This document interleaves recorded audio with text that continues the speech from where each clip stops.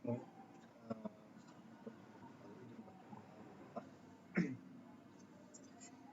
di sini saya akan membahas mengenai masalah name service, kemudian remote access and file transfer. Oke, name service dalam sistem adalah layanan penamaan yang berfungsi untuk menyimpan naming konteks, yakni kumpulan binding nama dengan objek. Tugasnya untuk meresolve nama. Pengasihan resource pada sistem terdistribusi yang memerlukan yang pertama, nama resource untuk nama pemanggilan, alamat untuk meletakkan alamat di mana kita menaruhkan servisnya atau bindingnya. Yang ketiga adalah route, bagaimana mencapai lokasi tersebut. Nah, itu ada aksesnya.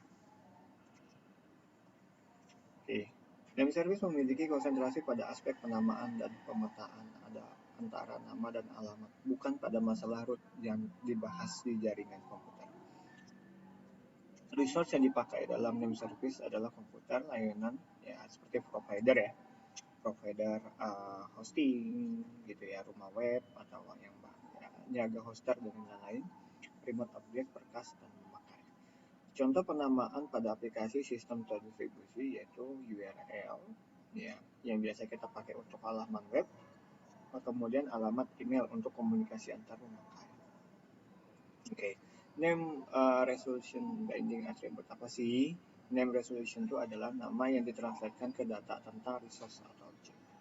Kemudian binding adalah asosiasi antara nama dan objek, biasanya dapat diikat atau dibound ke atribut dari suatu objek. Kemudian address adalah atribut kunci dari sebuah entitas dalam sebuah sistem terdistribusi. Atribut adalah nilai suatu objek properti. Nah, ini kita bisa lihat di sini. Di sini ada URL CKDK ya, cekakak ya. Net 888 kemudian garing web example garing earth.html. Nah, di sini kita bisa lihat www.cdk3 merupakan alamat website atau istilahnya name ya, domain ya, name domain. Nah, di sini ada DNS, domain name system ya. Kemudian di sini ada network address-nya. Setelah itu di sini ada port ya. IP number, ini IP-nya, port number, ini portnya, dan page name-nya, ini page name-nya. Page itu artinya alamat ya, page itu alamat. Page.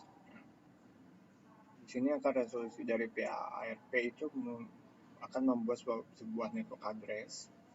Kemudian dari port ini ya masuk ke dalam web server semua, masuk dalam sini.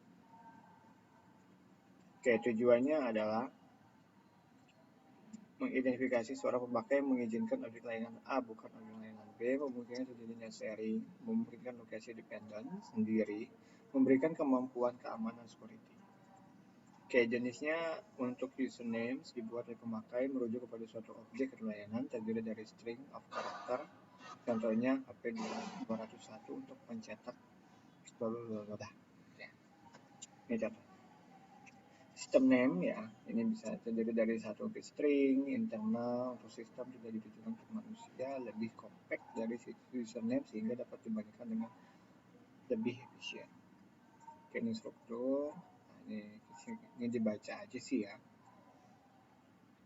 Nah, di sini ada bahasa tentang remote access. Nah, remote access apa sih? Tadi kita ngebahas masalah mengenai name service. Name service itu seperti kayak domain ya. Kalau Anda mau tahu, name service itu adalah domain. Nah, di sini ada remote access. Suatu pelayanan jaringan yang digunakan untuk mengontrol jarak jauh sebuah atau beberapa PC yang terhubung dalam jaringan. Jadi, hubungannya antara domain dan remote access itu jatuhnya itu terhadap kita boleh gak sih, kita punya akses, kita boleh gak sih mengakses itu gitu. Nah, itu hubungan antara domain name system atau name service dengan remote access. Gambar harus menyelesaikan remote access di mana user PC melakukan remote access, kayak klien melakukan remote access terhadap server. Seolah-olah user telah berada di depan server. Setelah user masuk ke server, user dapat menggunakan PC tersebut seperti dia sedang menggunakan langsung di depan. Banyak ya sekarang ya. TeamViewer, kemudian apalagi dia remote dari Windows juga ada. Kita tinggal tag alamat websitenya, ya. Kita tinggal tag saja alamat websitenya. Kemudian ada juga yang namanya AnyDesk, ya, aplikasi AnyDesk, dan banyak banget. Ya. Nah, ini remote access, ada konsol, ya. Kemudian ada GUI, base graphic, gitu ya. Telnet juga dibutuhkan pada saat meremote, ya. Biasanya dia bersifat unsecure, ya, dia akan memunculkan autentifikasinya, kemudian prosesnya cepat. Nah, dia bermain di port 23. Kalau SSH itu security shell, ya, ini secure, ya. Kalau untuk menentukan kita secure atau tidaknya website itu bisa dilihat dari alamat itu, kemudian di keterangannya itu ada secure, non secure, gitu ya. Misalnya unsecure this web, gitu kan.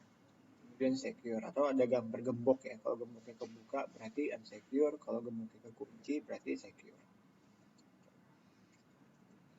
Ya, dibaca saja keterangan remote access, remote desktop, secure tanpa inskripsi, kemudian administration login, contohnya nih ya, OS-nya itu WinXP hanya dapat mengontrol satu user.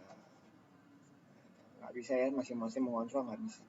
Misalnya B mengontrol A mengontrol B, nggak bisa. B dikontrol oleh B, sedangkan A itu mati, tidak bisa dikonfigurasikan.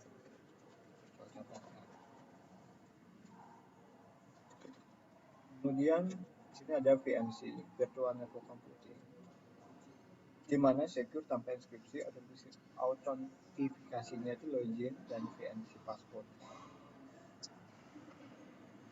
OS yang digunakan itu bisa Windows dan Linux, ya. Kayak remote admin, ada XDMCP, ya, sama aja. Biasanya ini di Linux ya. Nah, ini file transfer, salah satu aplikasi di jaringan yang memberikan pelayanan berupa pengiriman suatu file ke PC lain. Terangannya, panah dengan garis lurus berarti klien dapat masuk ke server. Panah yang garis lurus ini berarti panah dari klien bisa masuk ke server. Garis putus-putus memiliki arti file tersebut dapat dikirim dari klien ke server, atau file tersebut dapat ditarik dari server ke klien, sehingga garis putus memiliki dua arah.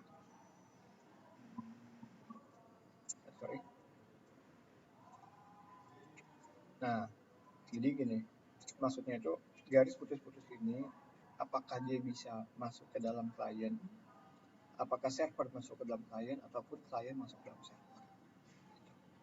Jadi masing-masing memiliki file transfer. Jadi klien memberikan file tersebut ke dalam server, server memberikan ke klien atau server dia memberikan dalam waktu yang bersamaan. Nah, ini contoh FTP, ya, ini nggak usah diinikan, pusing sendiri nanti. Hanya coba saja. Perintah pada aplikasi file transfer ada open, ada get, ada put, ya, dir, help, logout. Perbedaan antara FTP dan Windows sharing. Kalau di server itu ada namanya FTP, ya. Nah, ya, contoh seperti ini untuk FTP. Jadi FTP itu untuk menamakan domain sistem kita itu supaya dikenal gitu. Dengan apa? Dengan IP. Nah, bedanya apa sih dengan Windows sharing? Ya, kalau FTP itu dia pun harus login, multi user, bisa masuk ke seluruh directory, secure, bebas virus. Tapi kalau Windows sendiri tidak perlu login, tidak menggunakan user, unsecure, dan virus. Oke, terima kasih untuk pertemuan 5. Silakan nanti dikerjakan tugasnya dan dikumpulkan sesuai batas waktu yang sudah ditentukan. Assalamualaikum warahmatullahi wabarakatuh.